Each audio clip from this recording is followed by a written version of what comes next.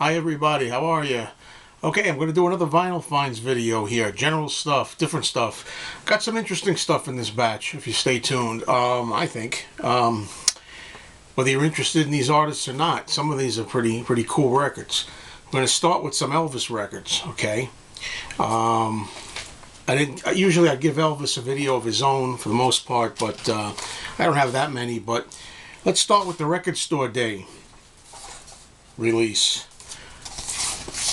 This is a facsimile of the original '78 record of My Happiness, the first record that Elvis ever made for his mom. You had My Happiness on one side, and the other side was That's When Your Heartaches Begin. And this is a weird thing with this Record Store Day. My nephew had originally alerted me to this, that the Record Store Day was going to get this. Apparently, the story is that Jack White had bought the original disc of this in an auction for $300,000 or something, if I got that number right. And for Record Store Day, Jack White was going to make a facsimile of the '78. And it's been hard to come by. First, it was said that the '78 was only going to be released on Record Store Day. Record Store Day in, I think, Nashville. You'd have to go all the way out there. Originally, the idea was to get it, and then I found out they were going to be at Record Store days, and certain stores only were going to get them. You can see this facsimile, by the way. It copies the original label. It looks like all like rough and typewritten song titles on it. That's When Your Heartaches Begin, side 2. My Happiness, side 1. '78 speed. I haven't played this yet. I gotta drag out my '78 portable Caliphone school phonograph to play it. But anyway, so there was some doubt as to this record, how it was going to come out, if it was going to come out. Somehow my nephew was able to find a couple of copies of this, one for himself and one for me. So this is a late Record Store Day find. Pretty cool to have that. Here's another 10-inch record.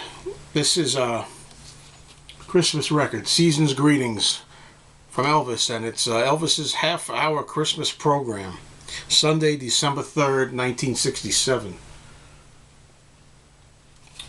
And it's on colored vinyl too, which is really cool.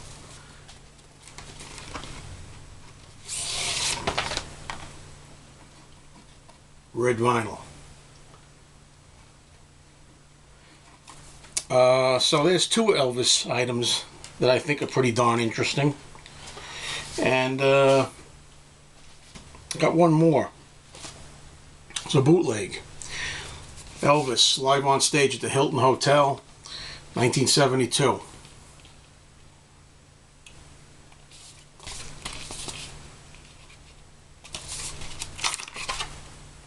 Plain white label, not much to look at. Okay, so that takes care of Elvis. Now,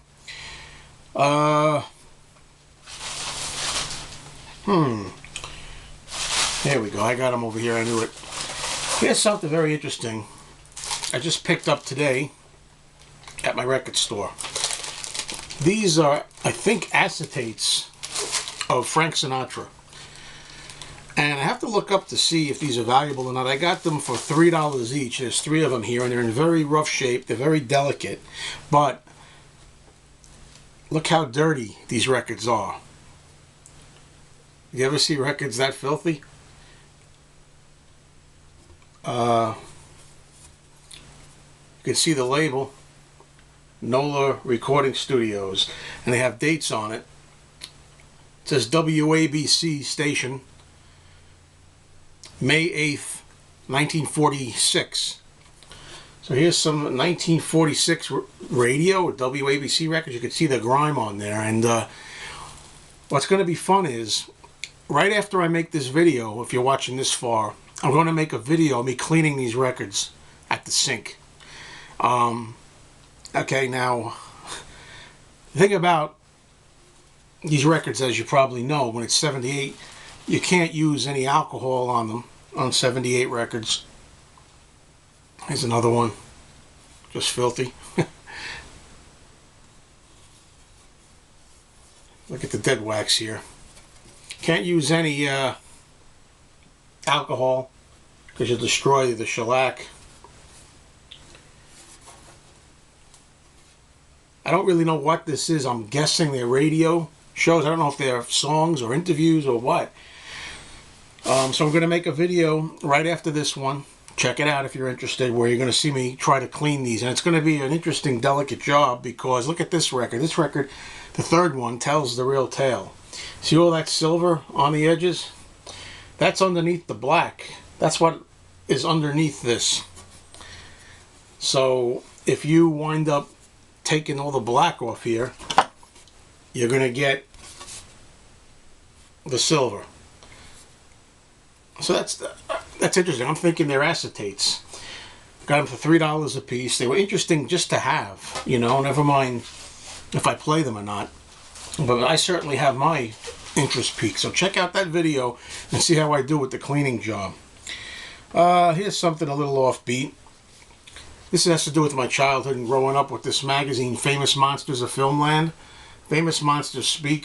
For anybody who's into Halloween or horror movies, this is interesting, but it's not an original, because I remember this is supposed to be on Wonderland Records, and this is it says AA. It's supposed to be on a yellow label. I used to have an original of this. I'm pretty sure this is a reissue or something, but it's in great shape.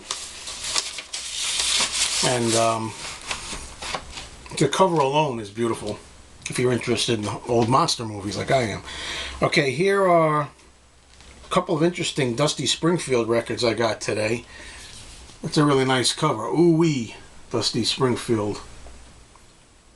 And the back, they got some writing on there, but I got these really cheap, and they're on the Phillips label and in great condition. That's one. And I got this other one, a nice cover. Same thing, a little writing on it, but other than that, great shape. Have this again, I didn't really examine this ahead of time, but it's a Joan Jett and the Black Hearts 12-inch EP, really. This is something that I had back in the early days. I Need Someone. It's got I Need Someone, the French song, talking about my baby. And I'm pretty sure this is a UK copy, or I really can't see it. I think so, yep. Last item here. Fabulous Little Richard. I've been getting a bunch of Little Richard albums lately, I've been finding. And this one's on Specialty Records. Well, that's it. Now I'm excited about going and cleaning those Sinatra acetates, so join me for that video, will you?